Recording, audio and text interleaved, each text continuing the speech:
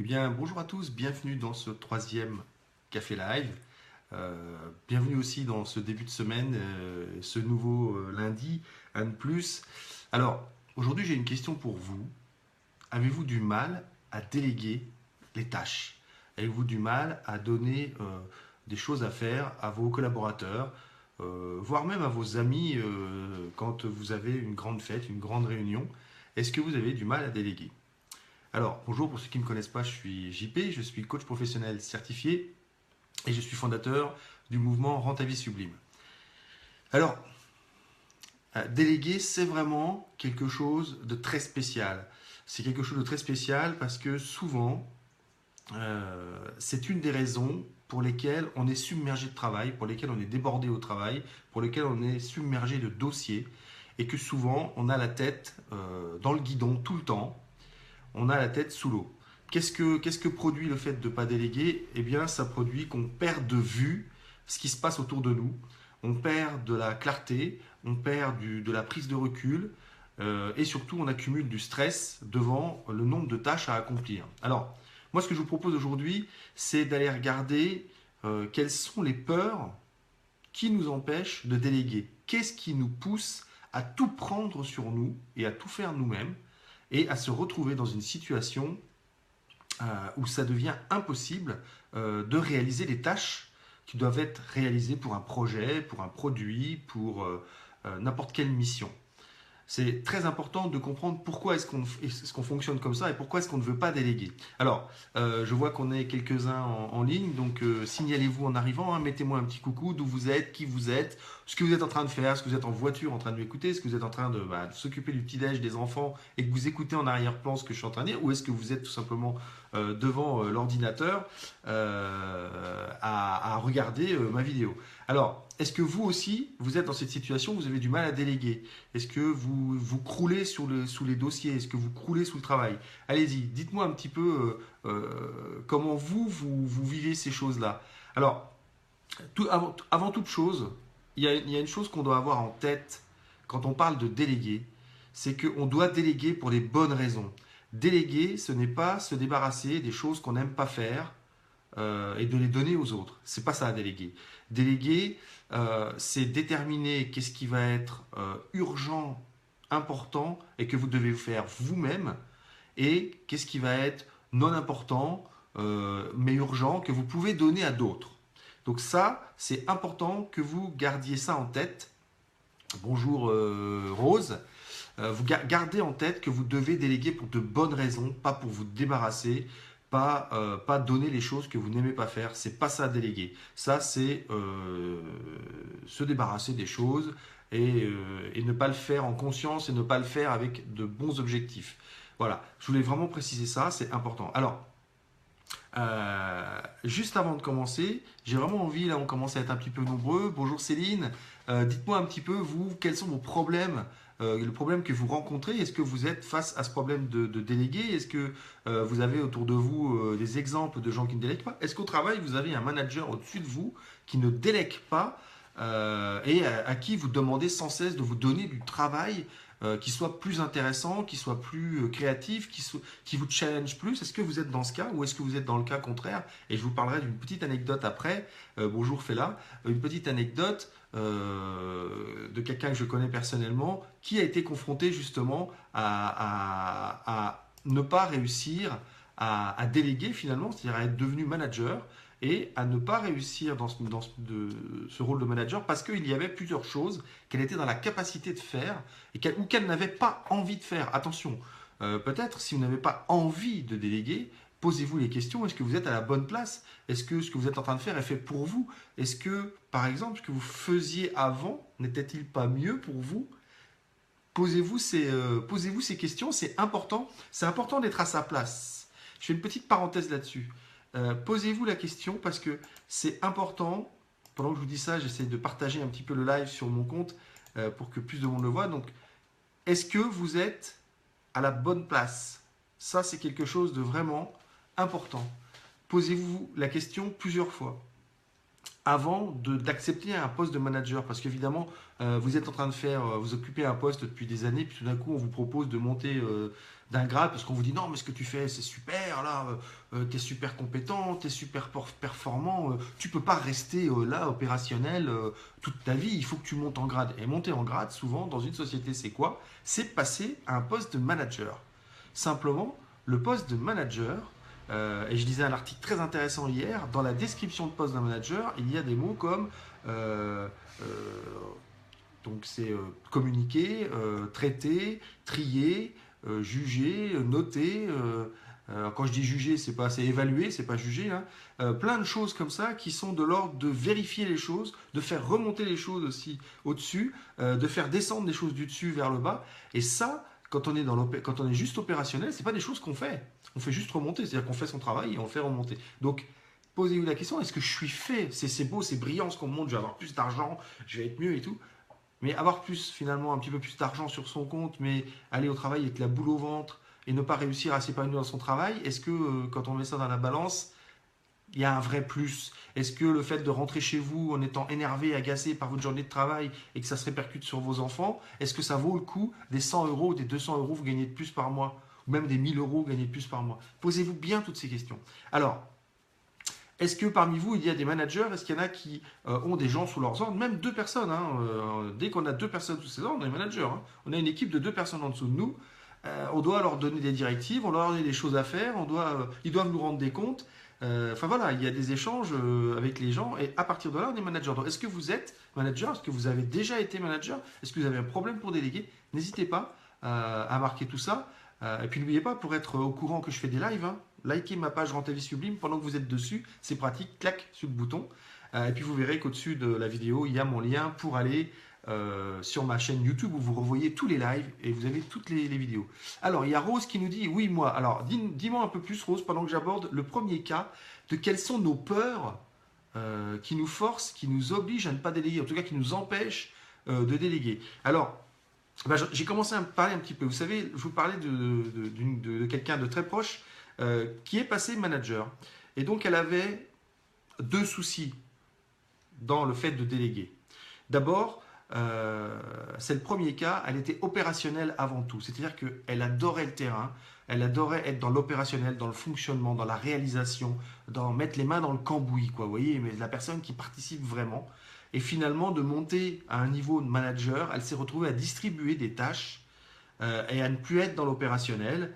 Et c'est quelque chose qui ne lui convenait pas. C'est quelque chose qui ne lui allait pas. Donc, elle s'est retrouvée elle a eu beaucoup de mal à déléguer les tâches qu'elle faisait avant parce que c'est ce qu'elle aimait.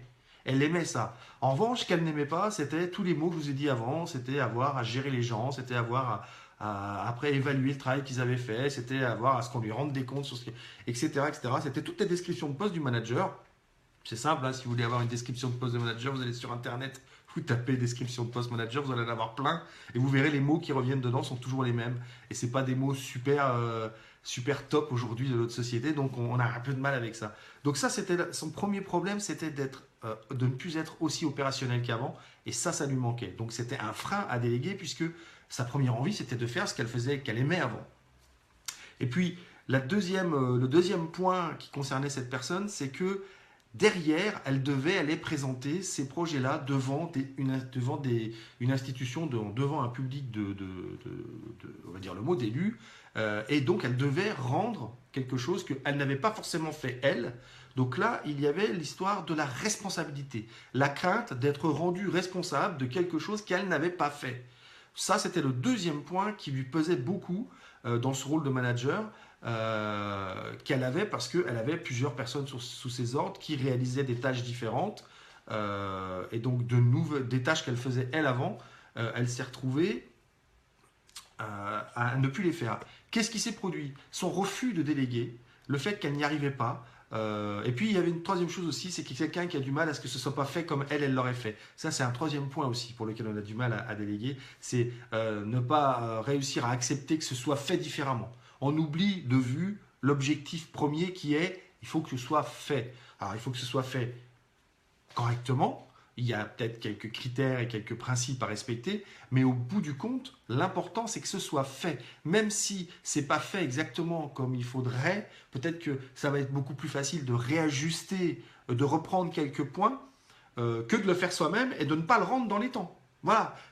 Si vous avez ce problème de déléguer parce que vous avez peur que ça ne soit pas fait comme vous l'auriez fait, c'est l'histoire de la crainte de la méthode, la méthode est différente de la vôtre, eh bien, pesez un peu le pour et contre. Est-ce qu'il vaut mieux pas qu'il y ait quelques différences entre ce que vous auriez fait ou comment vous auriez fait, c'est pire que ça, c'est comment vous auriez fait vous et comment va faire la personne, mais que ce soit rendu dans les temps, sans stress, ou est-ce que vous préférez continuer d'avoir 50 choses à faire pendant que vos équipiers font des choses un peu presque inutiles ou même des fois se tournent les pouces, ça arrive, hein, se tournent les pouces parce qu'ils ont fini ce qu'ils avaient à faire, c'était des tâches vraiment très simples, et du coup pour eux, ce que vous enlevez à votre équipe, dans ce cas-là, c'est un développement créatif, c'est une émulsion entre eux parce qu'ils font des choses intéressantes et parce qu'ils prennent des risques. Et donc, vous enlevez la possibilité à votre équipe de monter en puissance et de monter en qualité.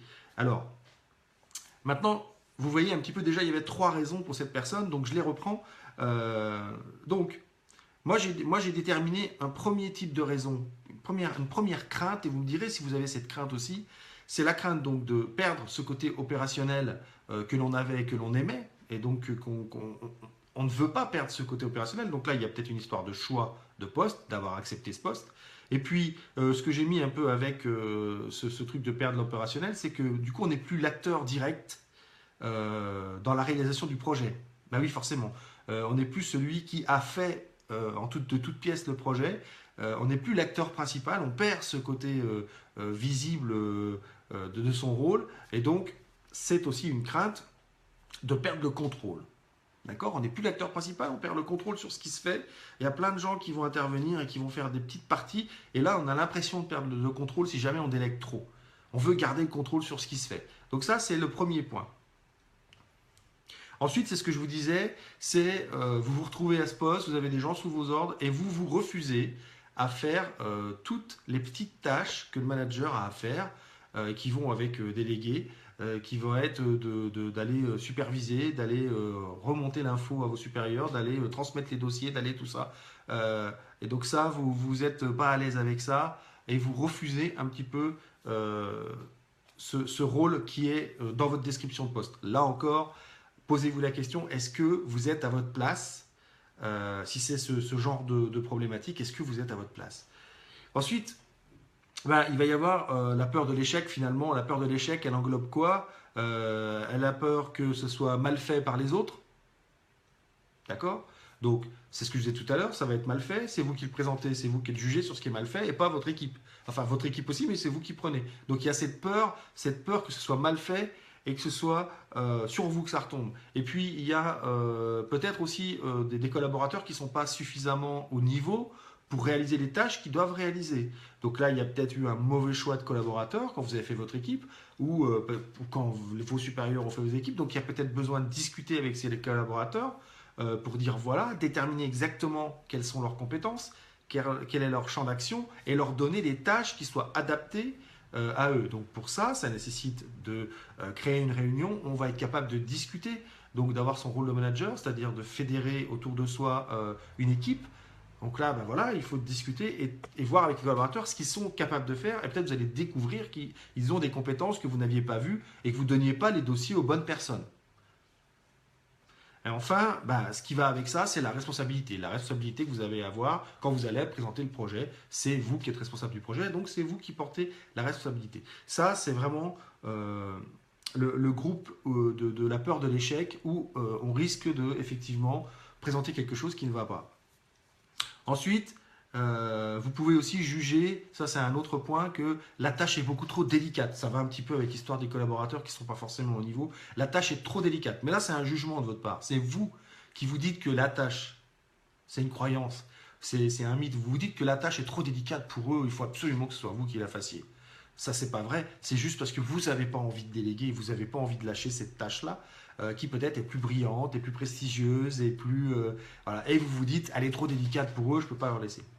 D'accord? Donc vous voyez déjà, on a vu à peu près 5 raisons pour lesquelles vous ne déléguez pas. Est-ce que vous vous êtes retrouvé dans une de ces raisons? Allez-y, mettez-moi des petits commentaires. Je vois que vous êtes, on est une dizaine, donc je voudrais bien avoir quelques commentaires. Est-ce que vous avez vécu cette situation? Est-ce que ça vous parle? Est-ce que ça résonne? Est-ce que vous avez envie justement d'aller modifier votre relation avec certains collaborateurs suite à ce que je vous dis? Allez-y, mettez-moi les commentaires, n'hésitez pas. Et puis donc, je vais enchaîner avec les 3 derniers points qui me paraissent importants finalement et qui sont liés un petit peu. Alors peut-être que pour une équipe de 1 ou 2 managers, pour un entrepreneur qui n'a que une ou deux personnes avec lui, à moins d'être dans la création de projet, et alors là, effectivement, on va avoir des dossiers qui sont ultra secrets et ça va impliquer le troisième point. Mais sinon, effectivement, ça s'adresse surtout aux grosses entreprises. Donc d'abord, il se peut que vous ayez oublié que vous aussi, vous avez tâtonné, que vous aussi, vous vous êtes trompé dans certains dossiers, que vous aussi, vous avez eu des échecs, que vous aussi, vous n'étiez pas toujours aussi rapide qu'on aurait voulu. Peut-être avez-vous oublié tout ça et que c'est ça qui vous empêche de déléguer. Parce que oui, peut-être la personne, elle va tâtonner un peu avant de vous rendre le dossier. Peut-être qu'elle ne va pas vous le rendre à la même vitesse. Peut-être qu'elle ne va pas utiliser la même méthode que vous. Peut-être qu'elle va aussi échouer la première fois qu'elle va faire la tâche que vous lui avez confiée. Rappelez-vous, une tâche qui lui est vraiment ciblée, pas quelque chose dont vous voulez vous débarrasser. C'est pas en donnant des tâches subalternes à vos collaborateurs que vous allez les motiver, que vous allez leur donner envie d'être créatifs, que vous allez leur donner envie de vous suivre, que vous allez leur donner envie de se dépasser. Oubliez ça. Déléguer, ce n'est pas se débarrasser. Je le redis parce que c'était la première chose que j'ai dit et c'est une des choses les plus importantes. Si vous déléguez comme ça, vous n'aurez pas les résultats que vous souhaitez. Ce n'est pas déléguer, ça, c'est se débarrasser. Le verbe est bien choisi. On se débarrasse, hein, vous savez, comme nos encombrants. On les pose sur le coin. Il y a un jour dans la semaine où on peut poser nos encombrants. On les pose sur le coin du trottoir et on attend qu'ils soient enlevés. Ça, c'est pas déléguer, c'est se débarrasser. Donc, gardez bien ça en tête quand vous déléguez. C'est important que vous donniez les tâches qui soient pas glorifiantes, c'est pas le mot que je voulais dire, mais qui soient gratifiantes, voilà, c'est ça, qui donnent l'impression aux gens en face de faire des choses intéressantes, d'être utiles pour votre projet, et pas simplement d'aller faire des photocopies ou d'aller acheter 3 cafés ou d'aller, oui, d'accord, ça fait partie du truc, mais c'est pas ça des tâches gratifiantes. Des tâches gratifiantes, c'est vraiment des tâches qui font qu'ils vont participer pleinement au projet et qui seront associées à la réussite de ce projet. Peut-être que c'est ça qui vous embête aussi. C'est que de partager la réussite du projet. Parce qu'on n'est pas toujours enclin à partager le succès, à partager la réussite. D'ailleurs, c'est pour ça qu'il y a des gens qui travaillent seuls et qui veulent travailler seuls, parce qu'ils ont envie que le mérite ne revienne qu'à eux. Alors c'est super. Souvent, ça fait faire des grandes choses, mais posez-vous la question de et si je travaillais avec d'autres, qu'est-ce que je pourrais faire de plus? Et si je travaillais avec d'autres, où est-ce que je serais aujourd'hui? À quel niveau je serais aujourd'hui? Est-ce que je ne serais pas plus loin que je ne le suis aujourd'hui? Donc gardez ça en tête, rappelez-vous, on ne délègue pas quand on donne des tâches qui ne nous plaisent pas ou des tâches qui ne sont pas gratifiantes à ses collaborateurs. Ça s'appelle se débarrasser. Et puis, donc je vous rappelle, on était sur le point, peut-être avez-vous oublié que vous aussi vous avez fait des erreurs, que vous avez tâtonné quand vous étiez en dessous de quelqu'un, en dessous d'un manager, et que vous n'avez pas toujours réussi du premier coup. Donc rappelez-vous aussi de votre parcours, rappelez-vous des petites erreurs que vous avez fait, peut-être des dossiers que vous n'avez pas rendus dans les temps, ou des méthodes différentes que vous utilisez de votre manager, et rappelez-vous comment il a réagi aussi, peut-être qu'il n'avait pas réagi positivement, et dites-vous que c'est peut-être ça qui vous influence aujourd'hui, à vous, en tant que manager, de ne pas accepter qu'une méthode soit différente de la vôtre. Rappelez-vous que c'est le résultat qui est important et d'arriver à l'objectif. Et puis, on passe à ce que je vous disais, la peur de livrer un secret.